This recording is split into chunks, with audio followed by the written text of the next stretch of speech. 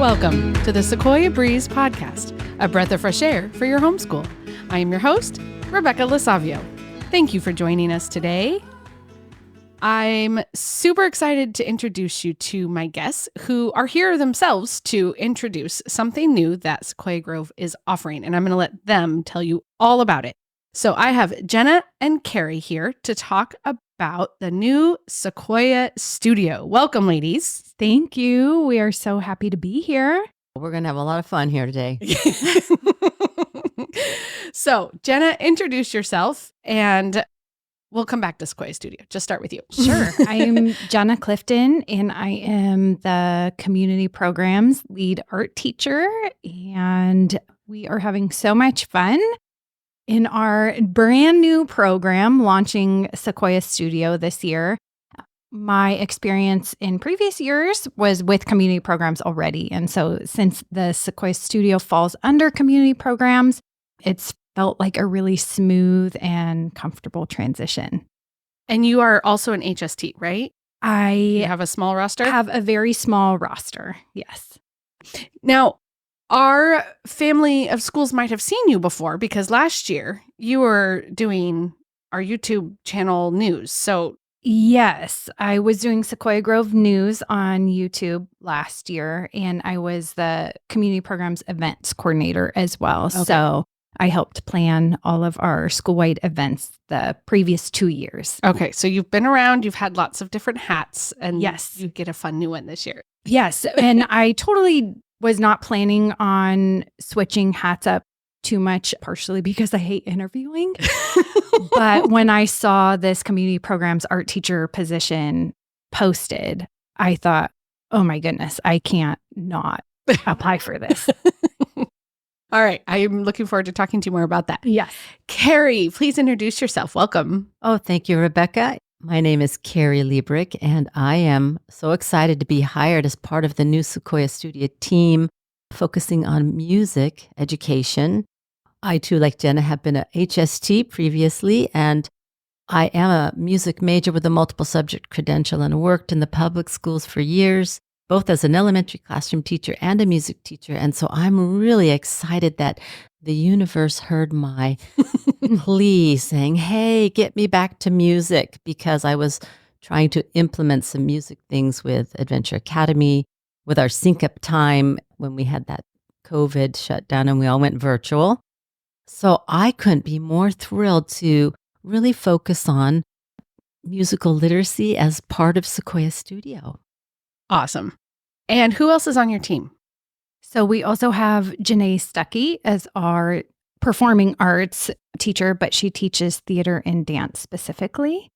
And Christina Rome, who is another visual arts teacher whose experience is, she has a degree in photography, but she is helping bring the visual arts to our program.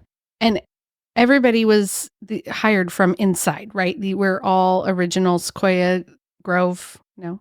Almost everybody. Jenna Stuckey was hired externally. Okay. I know that this year you were all hired at the end of last year to create this new grand vision, and that you've busily spent the fall putting it together and getting it implemented, and it has gotten started at Park Days. So I would love to hear, whichever of you wants to tell me more about like what is Sequoia Studio, and then we'll break down to where is it going and all of that. Awesome. We did start kind of introducing ourselves at Park Days with a little sing-song ukulele and passing out wonderful art supplies to our students to promote our program. But we also started right away with virtual clubs in session 1, and that was a blast. Seeing the response of the students, and then the families who started following us around to Park Days because they knew we were going to be there. Yes. Yes, our frequent flyers have been awesome. It's super fun. So tell us the bigger picture. Like, where did the idea for Sequoia Studio come from? What is it trying to accomplish? Totally. I think that's has a couple pieces to it. I think originally it started with Proposition 28 and these funds being available to schools exclusively for arts education. These are funds that must be spent on arts education. And so that's where this community program art teacher position came in and was posted. And it originally started as one position. And I wanted that position really bad. And I came in and I interviewed, and I didn't realize in my interview exactly what I was doing, but I was pitching a program. And and I had the logo and the name and everything in my interview. And when I left, Carrie Carlson talked to Allie and was like, this is not just a position. This is its own program. And so that's where we were able to hire additional arts teachers, and it became not just the visual arts, but also the performing arts. And so Sequoia Studio collaborates with our community programs, and the intent is that this is arts education for all students, and it's free and accessible to all students. And so that's why it falls under those community programs, our clubs, park days, field trips, so that we can offer these amazing opportunities to students at no cost. That's awesome. Okay. So families can expect to see it at clubs and park days. Is that primarily, you mentioned field trips. We will be doing field trips. We haven't gotten there yet. We've started with clubs and park days. Those are our primary places that students can see us. And clubs where we have both virtual and in-person opportunities for students. So you might see us bounce around in person a little bit. Carrie and I are going to be doing a ukulele club next session. Ukulele extravaganza. Yes. And then park days, we are rotating locations so that we're bringing visual arts, music, dance, and theater to students in all areas. So that was a question I was going to get to in a minute, but let's just go there now. Sequoia Grove covers a massive area from Yes, it does. Mendocino to Tahoe and Chico to Amador. And so how do we cover 4 teachers isn't nothing, but still, Right. How do we cover such a big area so what's the plan for that? Because I know you're taking that into consideration. Yeah, that's a great question. So we sit down as a team and we look at all of the park days that are coming up, and each teacher selects 4 to 5 park days per month. And then you will see them exchange and rotate locations so that Carrie is going this month. You've been to Placerville, Chico, Amador. You've been to Cameron Park. I've been to Sutter Creek, Placerville, Chico, and Antelope, that dry Diggins community. That was a really sweet park. So then next month, she's going to be taking music to different locations, and our other teachers will be at those locations. So we're really just working to go to as many places as we can. We can't go everywhere, which is why we're also creating We're going to clone you, Jenna. Yeah. We are creating park day kits so that students at least have access to art supplies at every park day in every location. Okay. So wherever the van goes, there should be access to something. Absolutely. Okay. Yes. And for those who aren't close to one of the park days, they can always jump on a club. Absolutely. Yes. We have virtual clubs every session. We have usually 2 to 4 clubs available each club session, and we try to break it up to cater to different age ranges. So you might see one club that is art focused, that is TK to 4th grade centered. And then the following session, there might be an art club for the older kiddos. Okay. So, and if a club is on a day when they can't do it this time, the next session, it might be at a different time, and there's opportunities for. Yeah, we try to split it up, like maybe a morning session on one day and an afternoon session on another day, so that there is a little more flexibility there. And like Jenna said, catering to different age groups, although we've certainly seen some fun siblings pop in that are a little over a little, and we encourage that. Yeah. Just come and play with us. Absolutely. Are you focused on TK8? We are focused on TK to 8, yes. And most of our clubs, actually, we do offer the same club at 2 different times in the week so that if one time doesn't work for a student, another time does.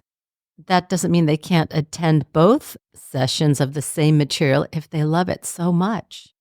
And that goes for the park days as well. And we've seen that a lot. Students are coming to experience the same lesson in a new way. I think that's one of the beautiful things about art and music and theater is it doesn't always look the same, even if it is the same lesson. You can do the exact same lesson and come out with a totally different result. Well, let's talk a little bit about what can be accomplished in a park, because it's not like you're doing weekly lessons that can really build. So I got to see Carrie in action in Cedar Creek.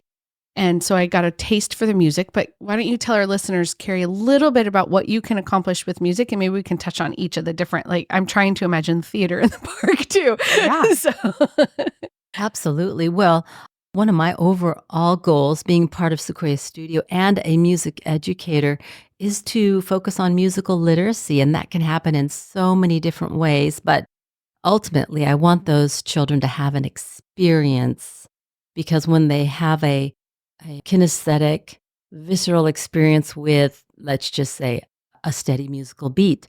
Then when you try to teach them what that might look like in musical notation, they'll know what they're doing. They'll know what that is. They'll have a sense of that concept.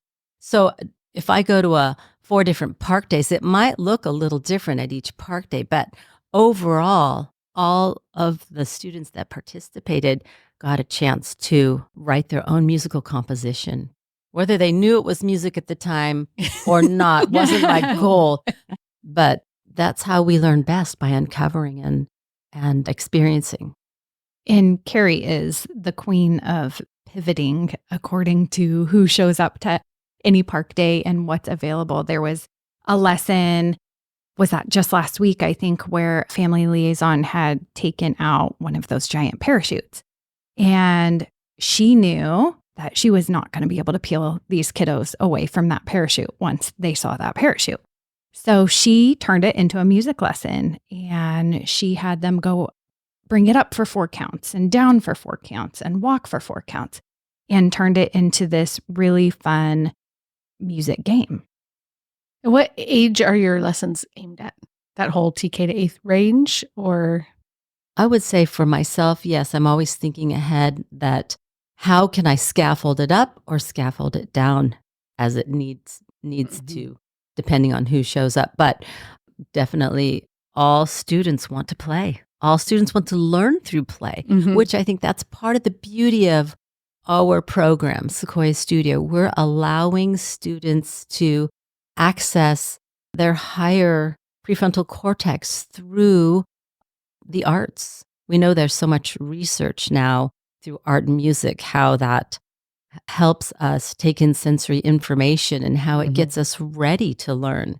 So that's one thing I'm really passionate about. And when I'm developing my lessons, I want to make sure I'm including movement, music, the creative process, asking students for input, making them part of it. I'm not there just to fill them up as a vessel with, hey, this is what we're learning. Hey, what can they bring to this experience? And we all learn together through play. Yeah, because you learn best not by memorizing, but by creating memories. And that's what we get to do in this program. That's what makes it so special. So Jenna, tell us about what the theater and art lessons look like at the park. Yeah, so far, Janae has been doing theater in the park lessons, which I know might seem a little bit tricky or daunting, but she does it in a really organic, beautiful way. They've been learning about stage directions and creating games out of that. And so she will draw a giant stage out of sidewalk chalk and have them run to the parts of the stage that she calls out. And so she's just teaching them those like bones of theater. And then Christina has been bringing printmaking to the park. She's been doing a radial printmaking lesson, which has been really, really cool. It's, I think, been really fabulous to have her because it is one of those lessons where you need a little bit of expertise in the field. It's not something a student could easily just sit down and do on their own. So it's been really fabulous to see her just really support the students in creating these really amazing art pieces. You'll go through sort of a whole cycle of park days doing the same basic lessons, right? And so it's not like every park day is a different thing. So somebody should chase, in order to get the full experience, they should chase you around all the days. Like they should get more or less the same lesson at each park day, right? Correct. Okay. Yeah. And the results might be different and they can There's different dynamics with different personalities and whatever, absolutely. yeah. Yes. But they will be getting the same park day lesson for 2 sessions in a row. We align our park day sessions, our Sequoia Studio park day sessions with our club sessions. Okay. And so for sessions 2 and 3, they are going to be the same lessons. And then session 4, 5, 6 will be the same lessons as well. Okay. How will you know by the end of the year if this has been successful? What is your ultimate sort of goal? Well, I love that question myself because I think ultimately one of our focuses is about building school community. We have such a wonderful organization in Sequoia Grove Charter Alliance already, but to add music, movement, art, all of those pieces connect us in a way that basic conversation just doesn't. Whether it's the vocabulary we're using or we're all feeling that same rhythm, or we're exposing ourselves and opening ourselves up to the curious possibilities of what might come next on my page, on my blank canvas, right? Definitely. I think we're excited to have conversations with the family liaisons and see what we can do differently next year to make it more successful. However, we also are already gauging our success this year based on student responses and family responses, and they've been really incredible. And we've had, like Carrie mentioned, a lot of students coming to the same clubs over and over, coming to park days. We're getting to know a lot of these kids that are coming to all things Sequoia Studio. And that's been really incredible. And I even just had an email come in our Sequoia Studio inbox that said, "Thank you. You have made such an impact on my students' lives this year." And to me, that's how we can gauge our success. What could be more rewarding? What can be more rewarding than that? Absolutely. And I've loved how they've said, where can we find all Sequoia Studio information? Right. In one place. Yes. Is there an answer to that? There will be very soon because we're working on a page in the bridge right now. And so we're currently building that so that families can see everywhere we're going to be. And go ahead and tell us your email so that families know how to get a hold of you. Our email is sequoiastudio@sequoiagrove.org. So learn to spell Sequoia and you're good. Yes, UOIA. We need a song with that. Yes, we do. So, I mean, it sounds like it's going fabulously. So one of my questions is, how's it going so far? Well, you've clearly. What are you looking forward to going forward? Like, what are you looking forward to as the year continues? I mean, really, you're just kind of a month into this in a lot of ways, right? Like before that was planning and now you're just starting to execute. And we're actually recording this fairly close to when we're going to release it. So it's still pretty new. And I'm confident that in a year, this conversation will be a little outdated because I know you guys are going to grow and adjust and come up with new ideas. But for now, like, what are you looking forward to for the rest of this year or in the future? Well, I'm already just enjoying utilizing the skills I've developed after teaching so many years as an elementary classroom teacher and music teacher. And like Jenna said, I do love pivoting when I see what needs to be done. So that's refreshing for me to get back to teaching and really focusing on the student need and what I might bring to them. The other thing I'm really excited about, and I won't lie, I want to bring musical literacy to all students so they're learning a language. Music is a language. And even the last 4 park days I had, it was really exciting for me to see students start to come up with their own symbol, sound, relationship meanings. And then even some students knew something about musical notation and ended up teaching that to the other students that were there. So I couldn't be more thrilled if I could see our community of students learn that language. That's cool. Yeah. Yeah, that's neat. And I'm just looking forward to getting our name out there more and for families and students to know what is available through Sequoia Studio. So it's been so amazing getting to know these kiddos already. And I really want to just keep that ball rolling and see even more kiddos show up to these park days and clubs. And I can tell you, in terms of next year, we're looking forward to providing, pre-organized park day activities, art lessons specifically, to outlying areas that we can't go out to ourselves because unfortunately, our teachers can't be everywhere all the time, but we can certainly help put some lessons together for family liaisons and park day hosts.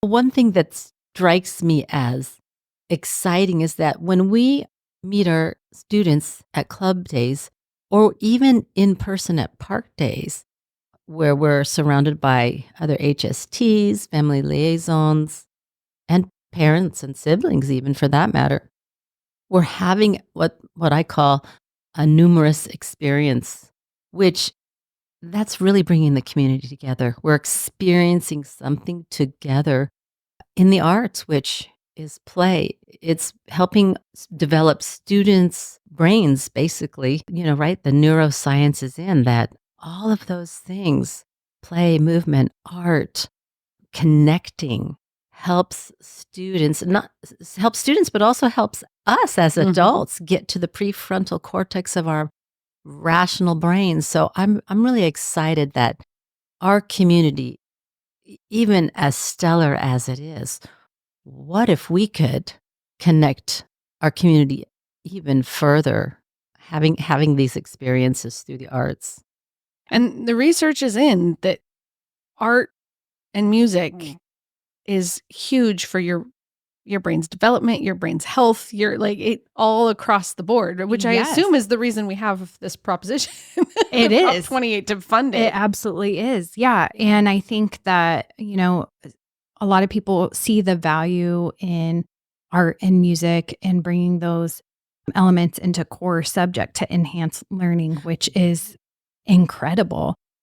But it's also incredibly powerful on its own. And they're, doing art for art's sake or music for music's sake. It doesn't have to be tied to a core subject to be powerful and really beneficial. And so I think that that's what we get to do is experience that ourselves and then also bring it to students to experience in that way. I know my kids have really experienced that performance high too. Yeah. when you get really involved, and it's a very real thing. The endorphins are. Oh, for sure. And I think you even get that in creating art. Creating something that didn't exist before. I think you get that same experience and feeling out of it. And, you see it even in the clubs, and the students are so proud of their artwork at the end, and they just want to spend, the last 20 minutes just showing off and talking about everything they did in their art piece. And it's just, it's amazing. I think the social emotional benefits of doing art in both visual and performing arts to help regulate emotions, to help express yourself. There's just so much value in the arts. And experience success. Yeah. Because it doesn't take much. Your lesson, Carrie, nobody needed to know anything about music. And you're not throwing big complicated things at them. You're not asking them to sing on key. You're just playing games. I went through the back door. But I think that is the value of so many years of teaching, all the experience of my past, and finally coming to this realization. Going through the back door is the most fun. And what do students want? They want fun. And what a joy it is when they figure out they've learned something that they didn't really realize they were learning. I love those light bulb aha moments. Yeah. And you've talked about building community. And it's been so fun, like I've said, to see some of the same students, but they're also having a blast getting to know each other. And so that's been really fun to see, as well as students, show up to a virtual club that I'm teaching and, hey, I saw you at the park day yesterday. And so it's been, a really great way to build community. And these are such great ways also for shy kids too, because you can kind of be in your own little world, but you're doing the same thing as somebody else next to you. And you can, it slowly can break down. And they can go at their own pace. Mm-hmm. Mm-hmm. Absolutely. So there's plenty of park days coming. There are clubs to join. You guys are a creative force. So I know that you're going to come up with some more great ideas, and everything that you're doing is really high quality and well thought out. And I can't wait to see what else. I can't wait to have more people come to our park day. Yeah. Us too. It'll be so fun. So thank you guys for being here today, for telling us all about this, and for putting all of you're both shining while you're talking about this. I can see you're putting heart and soul into this. We are having way too much fun. Yes, we are. I think it's something we all care so much about and are so passionate about. And so it makes this team so much fun because everybody just cares and puts their heart into it. It's like, this matters. We're here to have fun, yes, but it matters for so much more than that, and for a lot of the reasons that we've discussed. And so I think everybody just knows the power of the visual and performing arts. We've experienced it ourselves. And so we are just thrilled to have the opportunity to bring that to students. I'm totally confident that in a couple of years, you're going to start hearing stories like, my kid did an art project at the park and realized how much they loved it. And now they've gone on to do these lessons and have learned blah, blah, blah. Yeah. And I cannot wait, because I was that kid with that story in high school. And I can't wait to hear that from students. Or we tried this music lesson or this ukulele and my kid loved it. And now they're going crazy with the guitar or violin or whatever, I know those stories are going to come. In teaching, it has always been one of my very favorite things to see students surprise themselves, because I think that art, and I know even singing, there's this misconception that you're gifted or you're not, that you can do it or you can't. And I can't tell you how many times I've heard an adult say, oh, I can't even draw a stick figure. Well, the last time. Or I can't sing. Or I can't sing. But when's the last time you tried to draw? Maybe when you were 12. That's probably why you draw like a 12-year-old. It kind of tracks. And so it's just always been really fun to teach art and see students make progress and begin to learn things and surprise themselves and go, oh my goodness, I can do this. I am an artist. And there's so many different ways to be an artist too. I think that's something I very much learned further into my adulthood, even, and watching how my own kids are creative in so very different ways.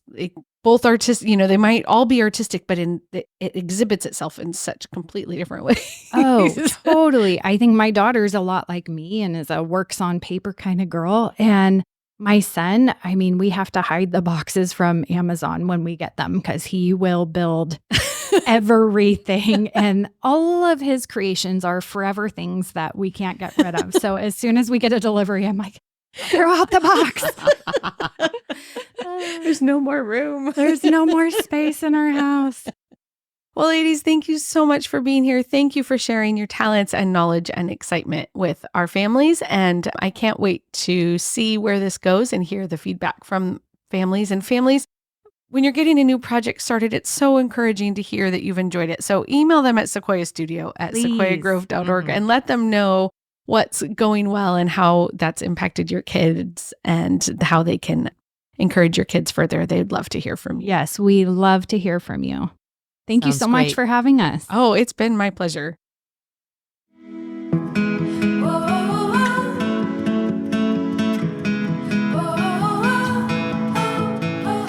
Thank you, listeners, for joining us today on the Sequoia Breeze podcast. I hope this has been a breath of fresh air for your homeschool.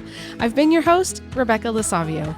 I'd love to hear from you at podcasts@sequoiagrove.org. And don't forget to find Sequoia Studio at a park day near you or a club.